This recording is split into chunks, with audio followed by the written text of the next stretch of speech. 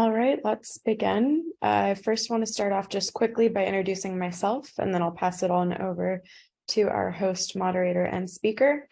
My name is Jude Minla Hassan. I'm the operations manager at Citizens for a Secure and Safe America, or C4SSA. And just briefly, I'm going to pause and introduce myself in Arabic and give our Arabic-speaking audience members a chance to turn on the interpretation. مرحبا أنا اسمي جود منلا حسن أنا بكون مديرة منظمة C4SSA. إذا لازمكم ترجمة في زر تحت الشي مكتوب عليه مترجمة، بس اضغطوا على اللغة العربية ولازم تكون عم تسمعوا شي اللغة المترجمة. إذا عندكم أي مشكلة بهالزر بس خلوني أعرف ورح أحاول أساعدكم بهالموضوع. So I'm going to first introduce one of our hosts, Dr. Muhammad Bakr Ghbeis. He is the president of Citizens for a Secure and Safe America. And in addition to that, I would like to take a second to introduce Mr. Joel Rayburn. He's the founder and director for the American Center for Levant Studies and will be helping us serve as co-host and moderator. I'll pass it over to you, Dr. Ghbeis, to introduce our esteemed speaker. Thank you so much, Jude. It's our pleasure to host the Congressman Wilson, the chair of the Middle East and North Africa Subcommittee at the U.S. House of Representatives. We are grateful for him for his tireless efforts to bring peace and bring support to the Syrian people and other people in the region. We are thankful even more for him for his recent efforts on passing the HR 3202 introducing, I guess, and voting on that just this week. Without further ado, I'm going to have Mr. Rayburn take over. Thank you. Okay, thank you, Bakr. Thank you to your organization. Also, thanks to Rania Kaiser for you guys working together to set up today's event. But I want to go straight into it.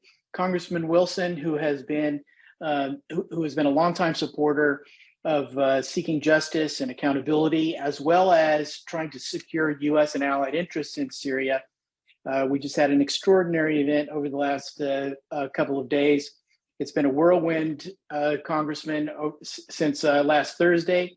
When you introduced this anti-normalization bill, and then it was nonstop 24/7 just about for you and your staff over the weekend to negotiate the final form of that bill, the amended form of that bill that would be considered for the markup in the House Foreign Affairs Committee, which has now been done. It passed unanimously by voice vote. So first of all, I'd like to give us your thoughts on where the bill stands now, the process that it's gone through, and where you think what is the path forward for you. But on top of that, Congressman, just congratulations for this achievement. Although it's still a work in progress, there's a long way to go for it to become law. It's just amazing what you and your staff and your other colleagues have been able to accomplish this quickly. So over to you, Congressman Wilson. And ladies and gentlemen, and supporters of a free Syria and a prosperous Syria, one that's democratic, that has opportunities for all citizens, it's such an honor for me to be with you. And I appreciate so much the Citizens for a Secure and Safe America. Jude, you've done such great work. And indeed, Joel Rayburn, thank you for your efforts. And Doctor, thank you for yours. The Syrian American community has made such a difference. And that is that we were able to quickly develop this legislation, the Assad regime anti-Syria anti-normalization act of 2023, and in favor of the people of Syria as opposed to Assad. And I was really grateful that the bill has been, as just indicated, it's passed the House Armed Services Committee, the Foreign Affairs Committee, and it's now pending before Congress itself. And I'm really grateful that one of the lead co-sponsors is our chairman, Mike McCall of Texas. And so we have great leadership, and then it's bipartisan. I'm really grateful for the leadership of Steve Cohen, who is the past chairman of the Helsinki Commission. We've got strong bipartisan support.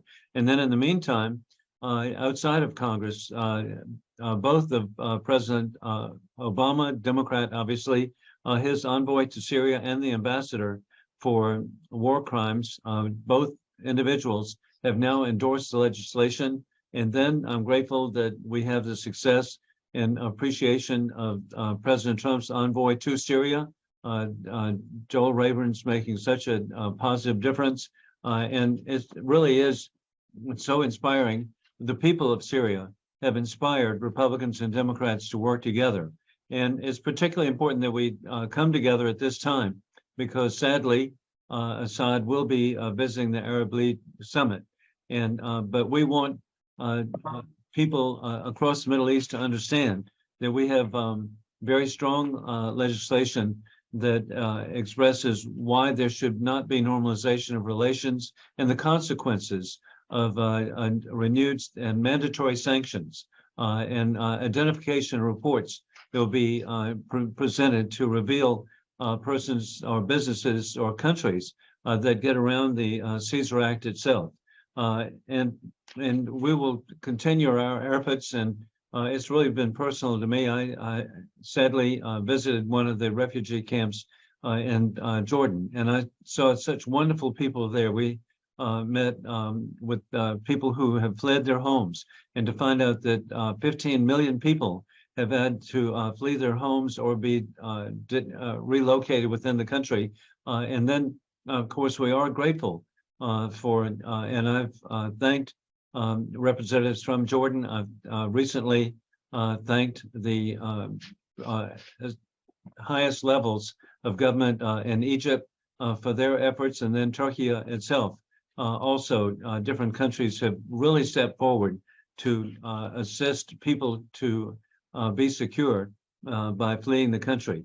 And it should also be noted that we're in a global conflict. It's a global conflict between rule of law being opposed by rule of gun.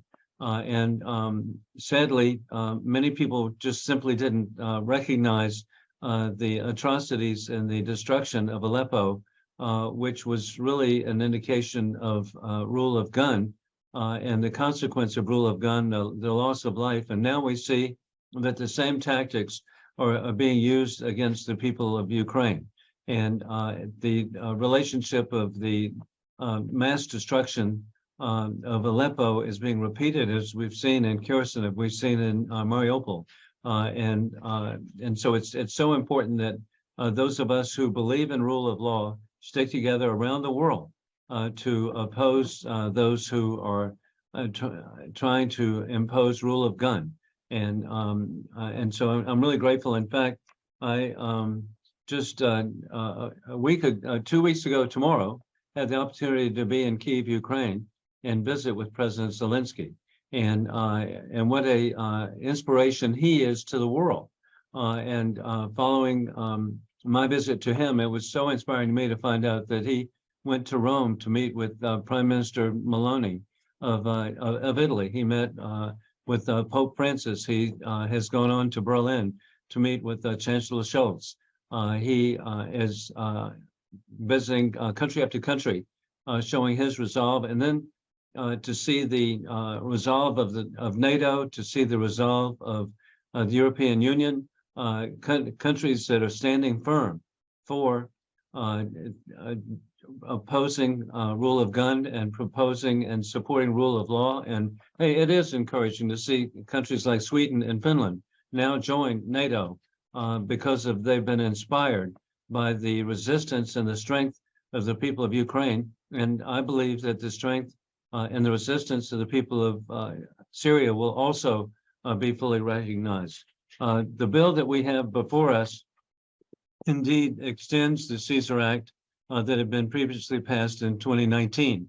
And what will now occur, has gone through the Foreign Affairs Committee, will now be before the House of Representatives in general. And we are picking up, thanks to the Syrian American community contacting their members of Congress, we're picking up a number of co-sponsors, Republicans and Democrats. And we will be working to get the bill presented on the floor.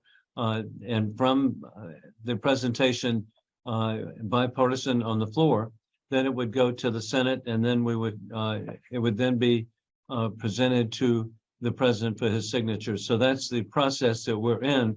And the reason we're having success is because people have been inspired by the strength of the people of Syria to oppose the dictatorial regime of Assad, and members of Congress have been inspired by the Syrian American community making a difference and contacting their members of Congress. And so we look forward to continuing together to get the law enacted and to show again the strong support of the people of the United States and truly all people who are supportive of rule of law to work together for the people of Syria.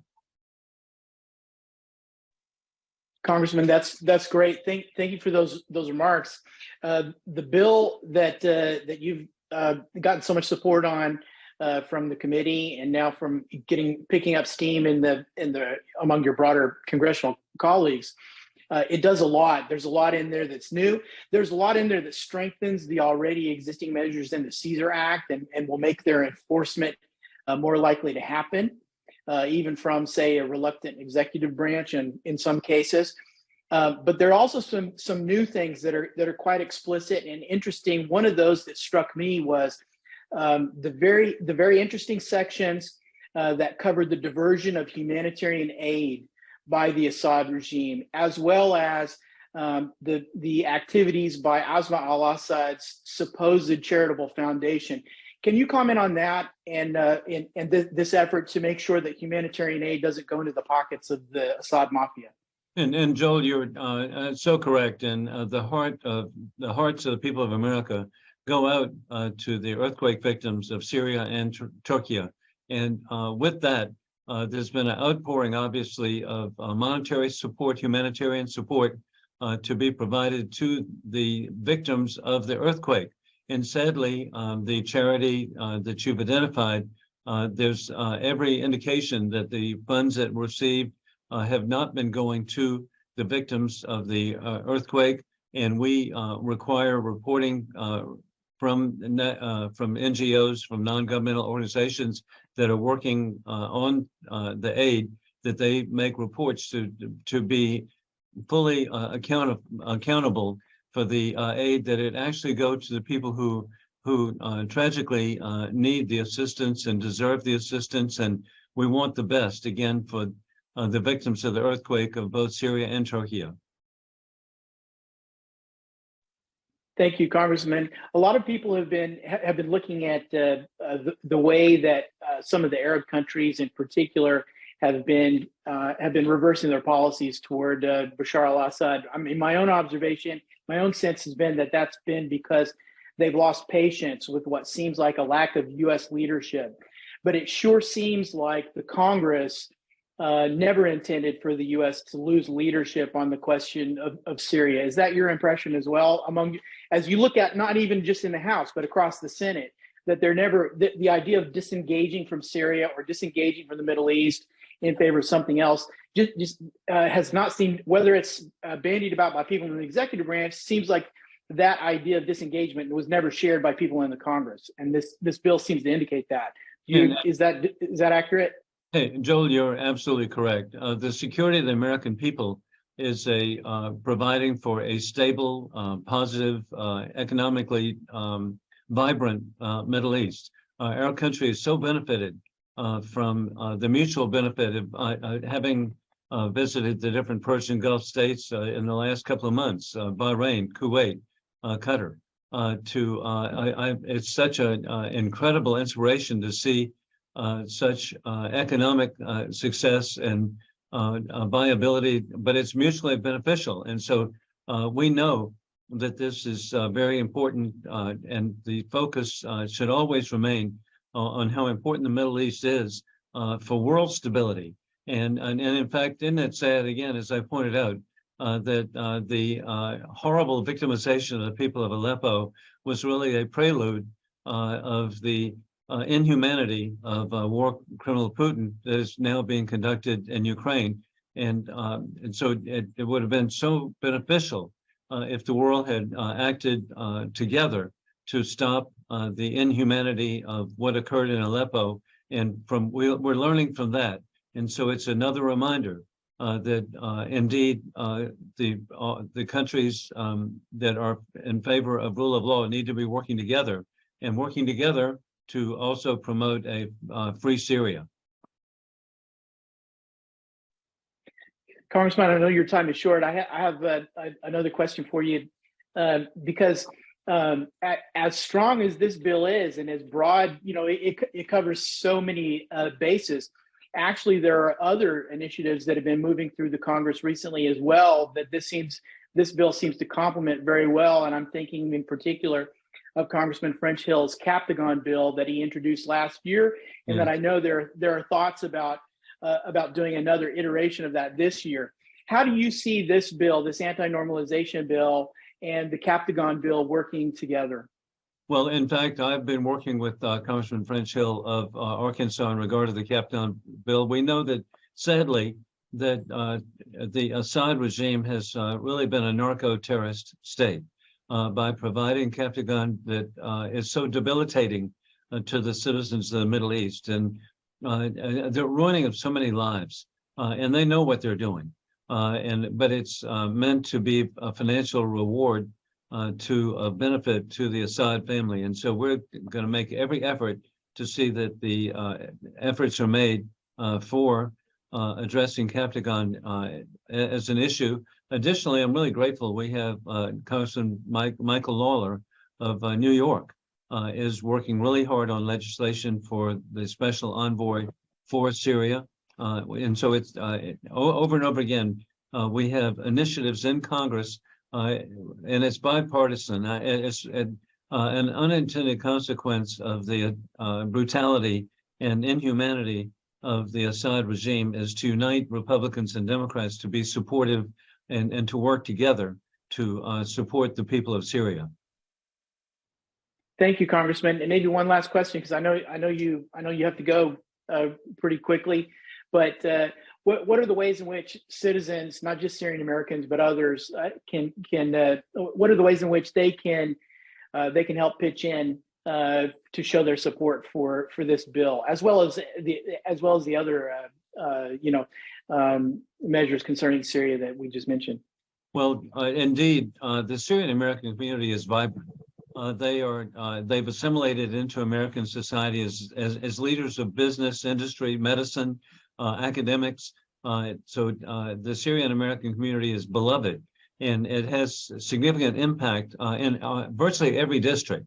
And I know that in South Carolina, the central part of South Carolina, the Midlands that I represent, the Syrian American community is so appreciated and makes such a difference. And so they need to be contacting their members of Congress to let them know, either by letter or phone call, that they are supportive of the anti-normalization law, and that would be just so helpful. And also, hey, they need to provide letters to newspapers, letters to the editor.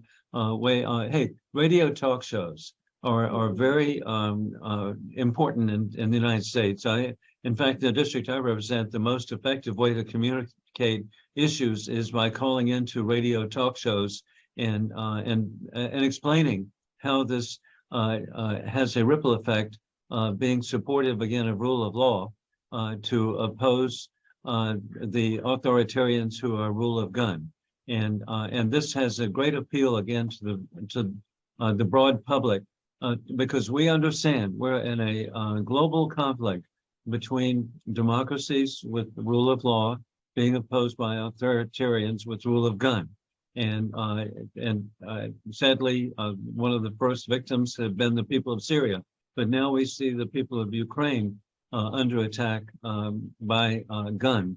And then we know that Putin has threatened Moldova and the Republic of Georgia, and he has threatened the Baltic states. He's threatened the countries of Central Asia. And so it's so important that we all stand together to promote rule of law and oppose the authoritarians who are trying to impose rule of gun. All right, Congressman Wilson, thank you. Any closing remarks from you, sir?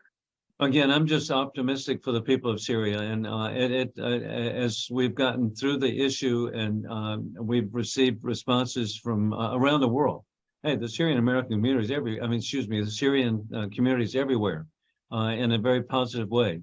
And so I just want to thank them for the efforts they've made. I want to thank the different organizations that are being supportive, and I just have to restate. It's been bipartisan, and so to have the leadership of both the Democratic and Republican parties to be working together to promote a free and open Syria.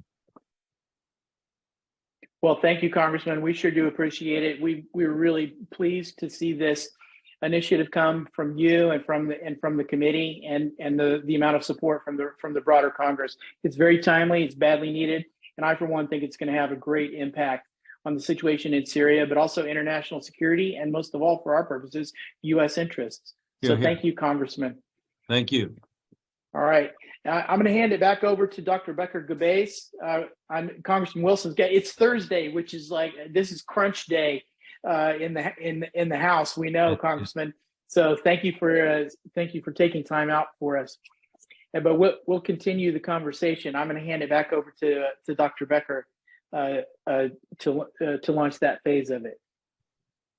Thanks so much, Joel, and many thanks to the Congressman, to the Chairman, for his leadership on this very critical and very sensitive, at least to everybody on this call, I believe, at least today, issue. And it's it's been awfully too long that the Syrians have been suffering, for the last 12 years.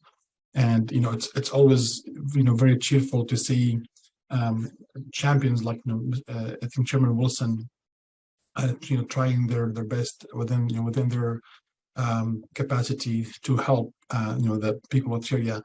And again, thanks so much to you, Mr. Rayburn, for your generosity to share with us some of your thoughts and maybe some of the ongoing, if you would, pressing conversations and questions about this new legislation and what it could impact over the next few weeks, months, and why, if it didn't impact anything yet. So I think we have somewhat, I would say, a diverse audience. I think the majority of our audience is from Syrian Americans, but some of them are also Syrians from the diaspora at large who have showed interest to join and listen, to tune into some of those issues and conversations.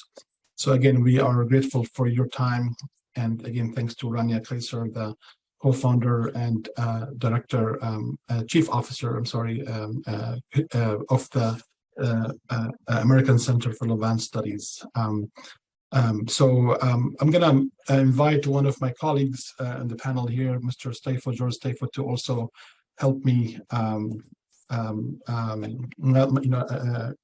moderate some of the questions that we have from the audience.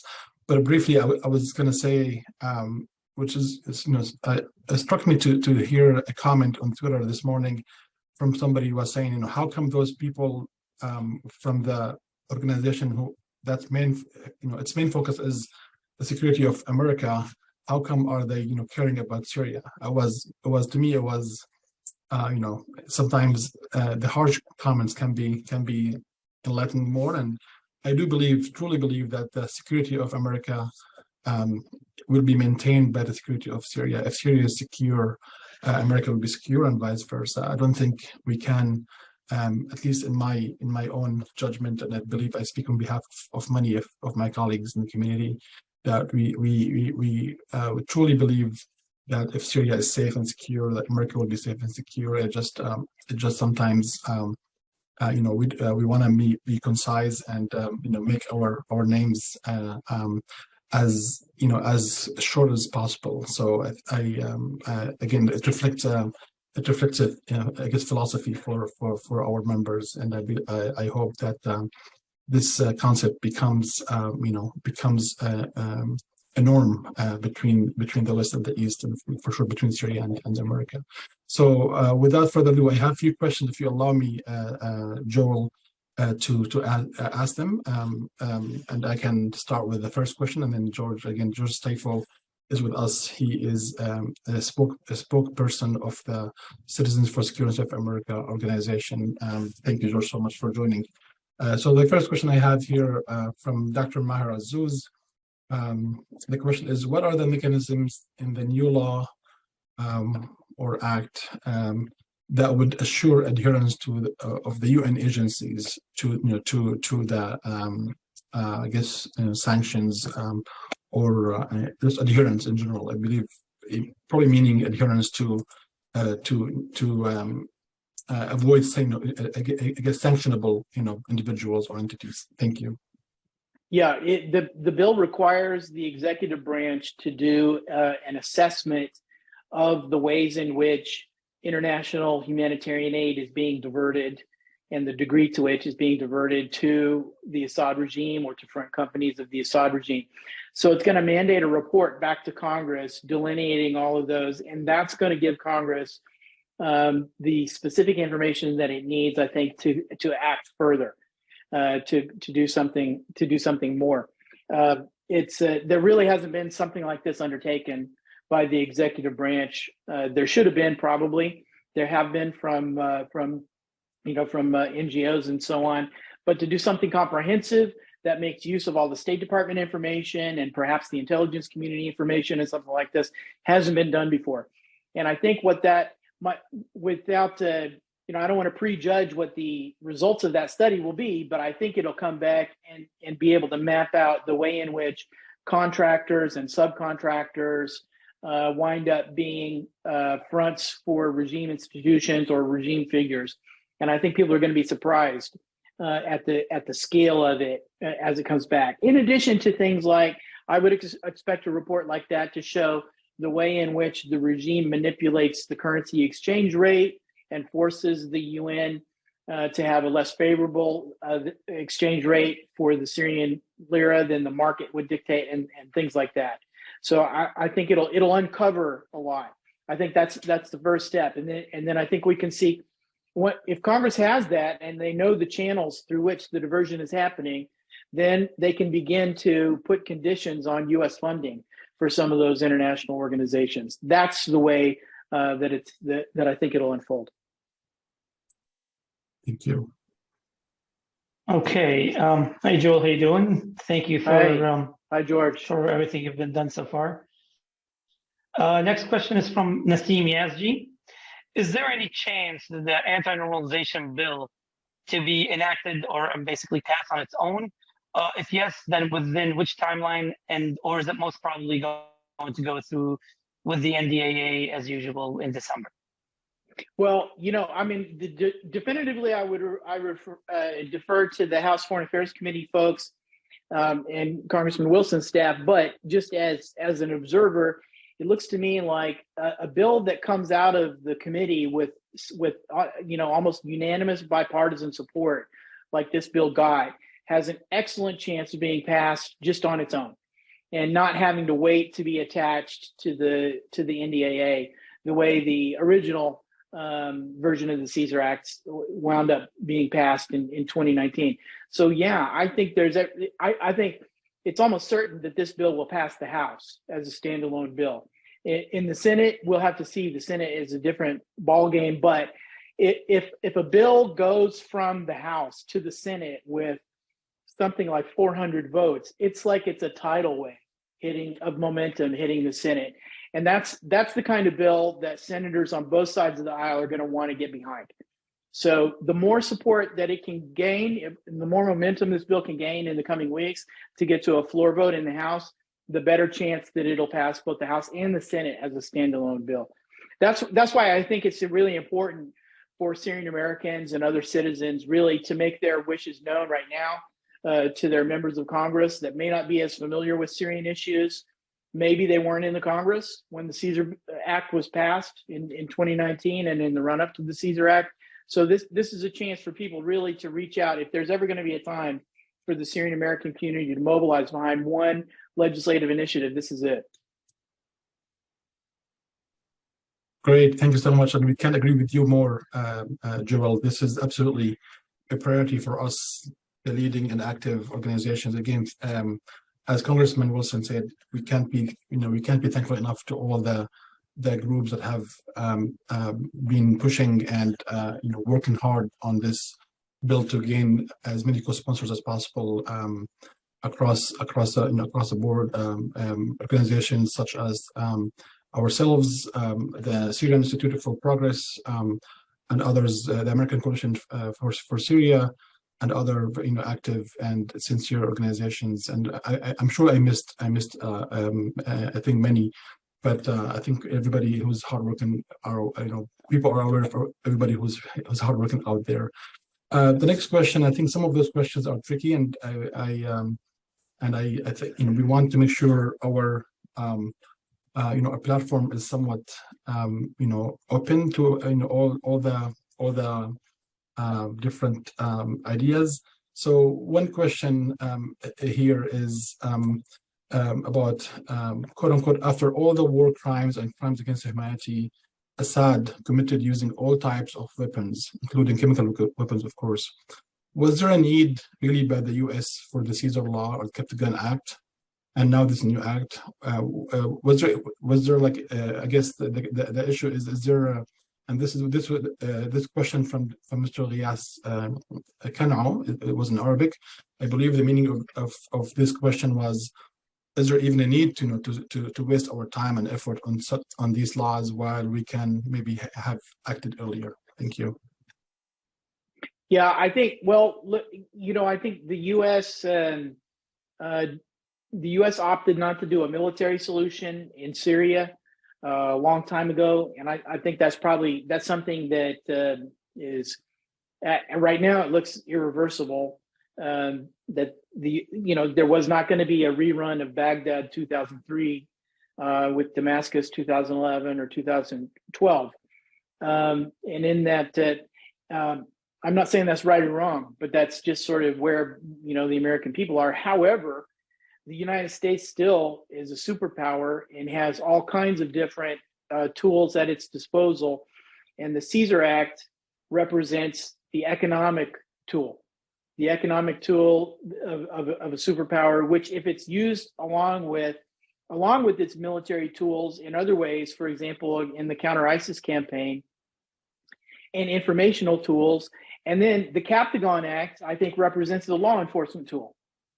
There's an economic aspect to it, economic pressure aspect to it, but I think the Caesar Act plus this anti-normalization bill, and then the Captagon Act, this is the U.S. as using its economic superpower and its law enforcement capability together against the Assad regime. It's pretty strong when you put these in as elements of a broader strategy. Now that's something that the U.S. has lacked for the last couple of years, but it's there. The Caesar Act has within it the framework for a broader strategy, which is political pressure, economic pressure, law enforcement pressure, military pressure, informational pressure, all together to isolate the Assad regime and compel it to come to a political solution to the conflict. All right. Next question is from Mr. Muhammad Mustafa. What is the impact on Arab countries that are leading normalization efforts with the Syrian regime in terms of sanctions, considering that they are allies of the United States, for example, Saudi Arabia or UAE and others? Yeah, this bill, an impact of the bill. Yes, sorry. Right. Yeah, this bill, along with the underlying Caesar Act, is going to make it really difficult and really risky for anyone to try to normalize economic relations with the Assad regime. It's one thing for countries to reopen their consulates and so on and have consular services and diplomatic relations. That's not really something that the U.S. can stop because that's a sovereign decision by those countries. But what the U.S. can do and what the EU can do is prohibit those countries or individuals in those countries from reestablishing normal commercial ties, economic ties with the Assad regime using the dollar or using the euro or using the British pound. And that's what this act is going to do.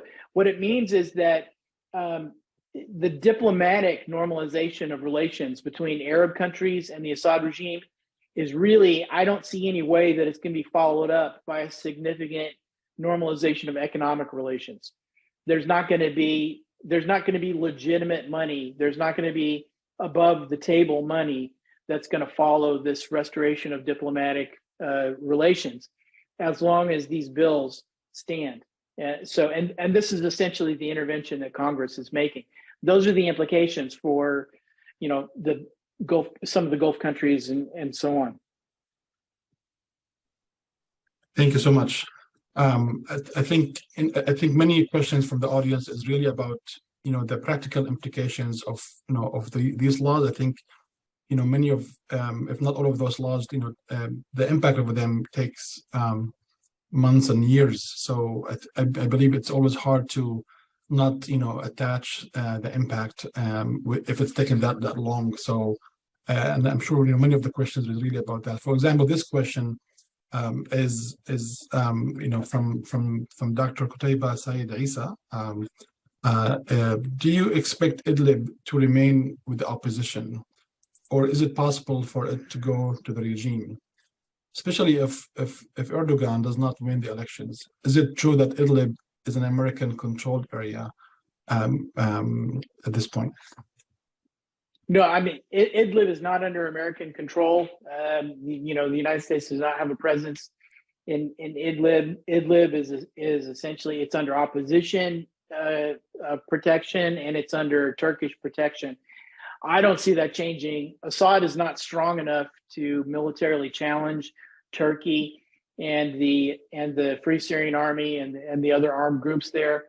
And I don't see, regardless of who is in the presidential seat or who has a majority in the Turkish parliament, it's just not in Turkey's interests to let the Assad regime come back and seize control of these territories, because I mean, we all know what that would result in. It would result, first of all, there'd be a war. There would be a restarting on the large scale of the war, but also that would just create another flood of refugees into Turkey, which is exactly what all the parties in Turkey don't want to see. But that's exactly what would happen. Next question is by Jamal Muhammad Lahib. It's a two-part question. Can the law be considered a strong tool to force the Assad regime to accept the Arab Initiative and achieve its goals of implementing the Geneva Resolution 2254? And is this law considered as an American response to Turkey's move towards normalization with Assad? Thank you. The first one, in my opinion, so economic sanctions by themselves, are not, they can't do the work all by themselves. They have to be part of a broader policy. They have to be part of an international consensus. And as long, for example, the United States and the European countries, if they stay strong and they have political isolation combined with economic isolation, that takes the dollar and the euro both off the table for any commercial relations between Damascus and anyone else. And that would be pretty darn strong.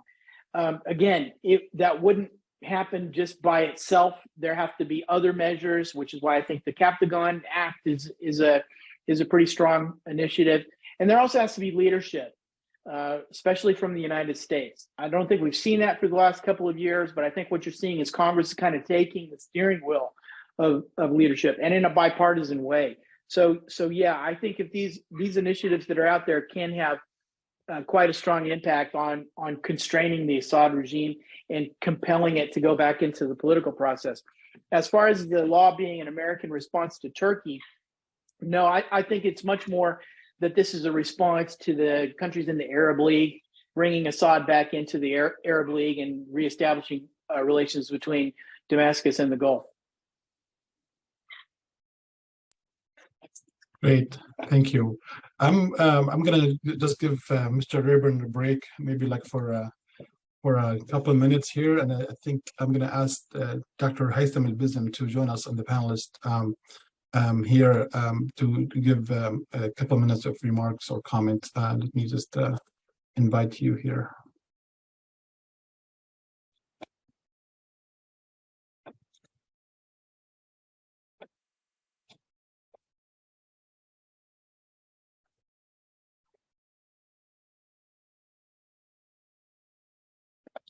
I don't see Haytham anymore. Maybe the technical error, but okay.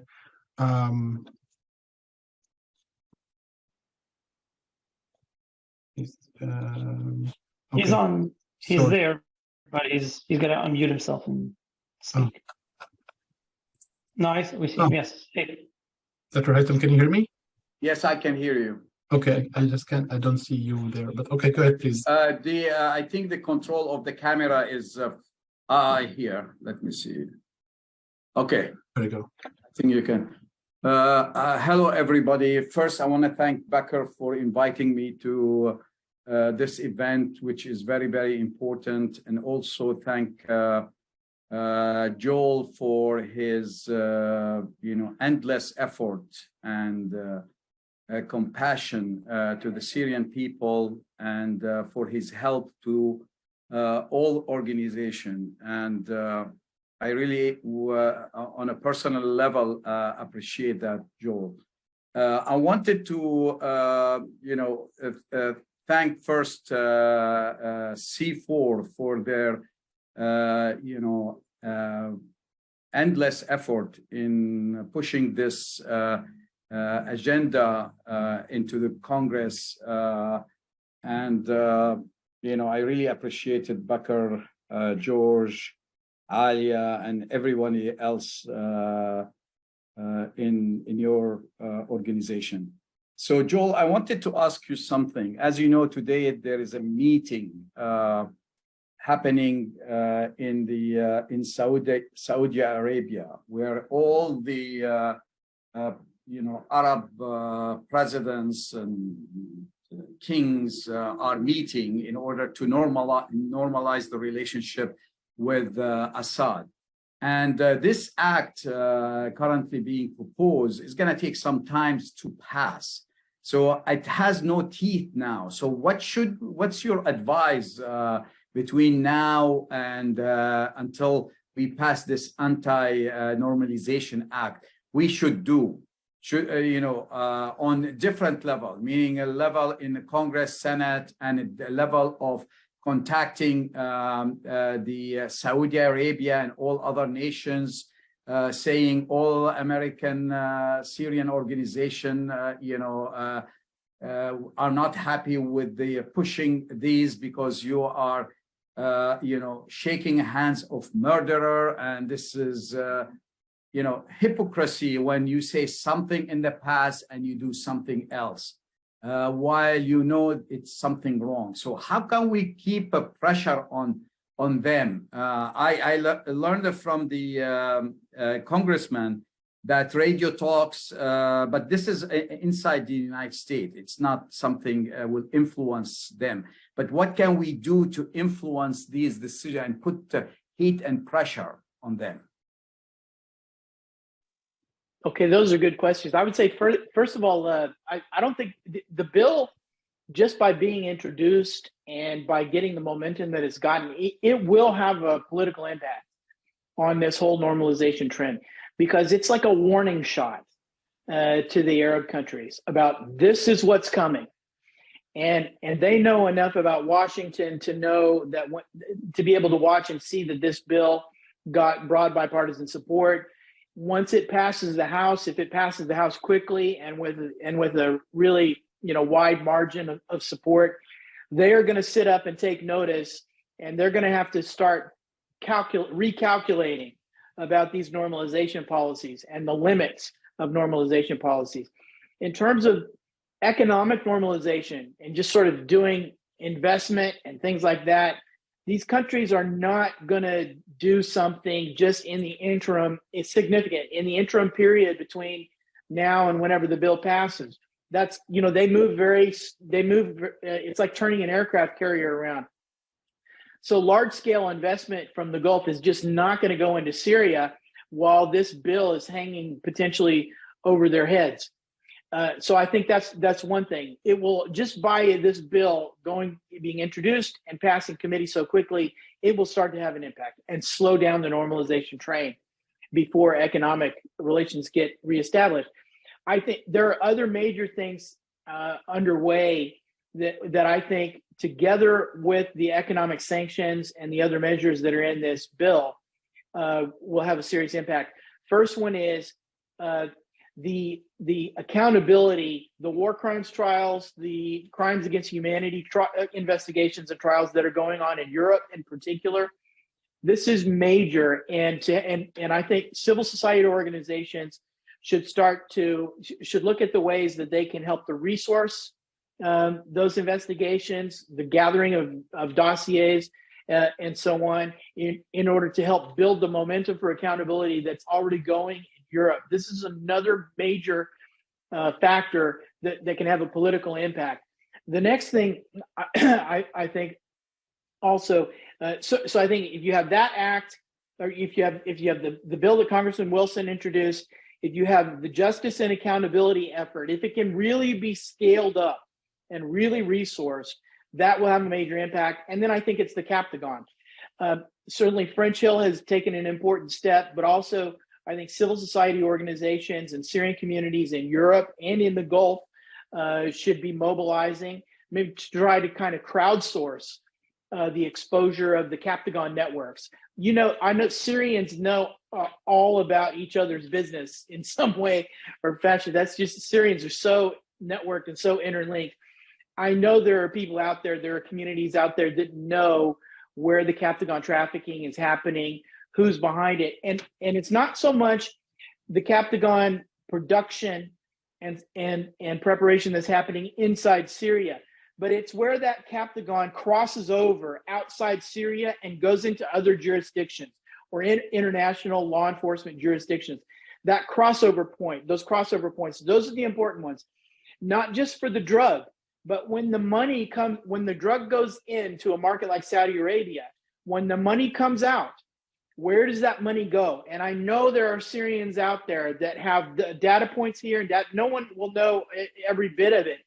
But if there can be kind of a mapping of that money, where is it coming out? When it comes out of the Gulf, where is it going? Where does it cross over from being illicit money to going into licit money, into bank accounts, into real estate, into businesses? To crowdsource this kind of information, right, and to support NGOs that are doing investigations like this, I think that could be really important. So that's the way in which I think that Syrians could make a difference, even while we're waiting for the passage of this bill. Thank you so much, Joel, and thanks, Dr. Haytham, for your contribution. Any more questions for Joel from you, Haytham, before we move to the next? Should we send a letter on the behalf of every American Syria that we're gonna pursue every legal channel to stop this normalization, which is against the Syrian people? Should we do this? It has any impact if we send this letter to all the Arab leaders, or has just no impact, you think? Well, I think the Arab leaders are making their calculations already. I don't know that they're going to be swayed by letters at this point. They should know, though, that their friends in different countries, that they're in disagreement with the policy choices that they are making. So I think that's useful. What I think, though, the letters now, I would chime in. I would reinforce what Congressman Wilson said, which is letters to the editor from Syrians in local newspapers, getting involved in local media, local talk shows, and so on, to explain what this issue is. You know, the vast majority of Americans really are not aware of all the aspects of the Syria situation. And they certainly don't understand the way in which the Syrian regime and the situation in Syria hurts U.S. interests. You know, I think Bakr's the C4SSA is a very apt name, because a safe and secure America requires change in Syria. It requires getting the Assad regime to stop its destabilizing behavior. In so many ways, not just against the Syrian people, which is horrible, but against the region all around it. That this is a regime where the things that this regime does don't just stay in Syria. It is a constant engine of toxic instability that goes out to the surrounding region and into the international community. And Americans, I don't think, understand the degree to which that's the case from the Assad regime. So I think Syrian communities, Syrian American organizations can help to educate their fellow Americans about this. It was one of the things I saw when I was a Syria envoy. It's just, you know, people who are not close students of Middle Eastern affairs or international affairs, they just don't understand what the dynamics are in Syria. Or there are many people who, to the extent they have heard something about Syria, they've heard the wrong thing, which is that Assad is protecting minorities, or Assad is, it's a choice between Assad and Al-Qaeda. It's a choice between Assad and the terrorists, and so on. And it's just, we all know that it's not true. Thank you so much, Dr. Haytham. I have two more questions, and then we'll conclude our conference this afternoon. I have a question here from from the audience, from Dr. I believe Ra'ed Al-Halabi. When will we see the American-Russian communication? Historically, there's always been sort of, Lavrov, Kerry, agreements, talks, etc. We haven't seen it for a while. So I think the question is about that. When will we see, a new or American-Russian communication about Syria, noting that all American administrations are pushing the Syrians to agree with Russians? I don't think you're going to see it right now. As far as I know, that diplomatic channel on Syria between the U.S. administration and Russia is not active right now. It was suspended at the time of the invasion of Ukraine, and really, I think pretty much all the working diplomacy between the U.S. and Russia was disrupted by the Russian invasion of Ukraine. So I don't think that's on the radar screen right now, which means that this is a time for the U.S. to strengthen its pressure tools against the Assad regime, but also I think to consider the Caesar Act plus this anti-normalization bill. It has measures that are against Russia in it because of Russia's behavior and its past behavior, its continuing presence, and its continuing behavior inside Syria. Practically all of the generals that have been committing war crimes against Ukraine committed war crimes in Syria first. The Wagner Group, all Syrians know what the Wagner Group did in Syria, and we see them doing exactly the same thing in Ukraine now. So I've always considered the Caesar Act and now this anti-normalization bill should be considered a tool that can be used to raise the cost to Vladimir Putin for his Middle East policy through his #1 Arab client, which is Bashar al-Assad. Okay, I guess final question, and this is more of your opinion and advice on what to do in this case. This is from Mahmoud Diab. With the presidential elections coming closer and the expected debate discussion rounds with each of the candidates, what possible ways can we implement to help bring back Syria to the front of the foreign policy, and maybe have each of the candidates make a policy promise to support the Syrian cause for freedom and liberty? That's a really good question, because I witnessed that neither in 2016 nor in 2020 was Syria a campaign issue on either side. In fact, I was in the Trump administration, and we came into office without a Syria policy. So I hope to be able to see that won't happen again this time. Certainly on the Republican side, but I think it's also incumbent on both sides. This, first of all, Syria should not be about a partisan issue, and I don't think it is. I think what we're seeing in Congress right now is that Syria is still a bipartisan issue. The policy of that lay behind the Caesar Act has broad bipartisan support. So I think to the extent that people are interacting with the presidential campaigns, they should make that point, that there's a broad bipartisan consensus for a pressure policy against the Assad regime to try to get the conditions that were laid out in the Caesar Act, which is stop waging war on the people of Syria, stop cooperating with Russia and Iran to commit war crimes, let the detainees out of prison, and hold war criminals accountable. You know, I mean, that's the basis of that's the basis of the Caesar Act. I really think so if I were Syrian American organizations, or if I were PACs or other donors to presidential campaigns, I would want to hear those campaigns commit to the enforcement of the Caesar Act and the enforcement of this Anti-Normalization Act. I think that's something that Syrian Americans have every right to expect.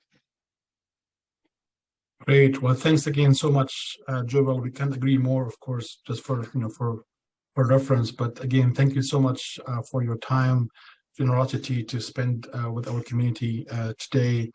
And of course, thanks to the Congressman Wilson for his time and compassion. I have a last comment here from a Syrian inside Syria who sent us this comment, and they wanted us to read this and stay anonymous.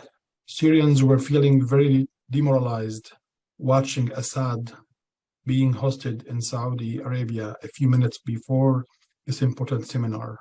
But watching Congressman Wilson with the green flag picture on his wall, his inspiring words, and most importantly, his promise that neither he or the American people have forgotten the Syrian people, was a healing to many broken hearts. Syrian people thank everyone who made this meeting possible. Thank you so much for your nice words and heartful words. And thank you all for joining us this afternoon. I hope you enjoy the rest of your day and week. And we promise we'll be in touch in the future again for similar webinars. Thanks, everyone.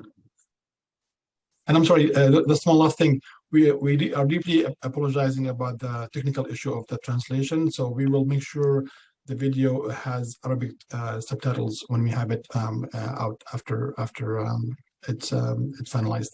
Thanks so much. Ma salama. Thank you. Assalamu alaikum. Thank you.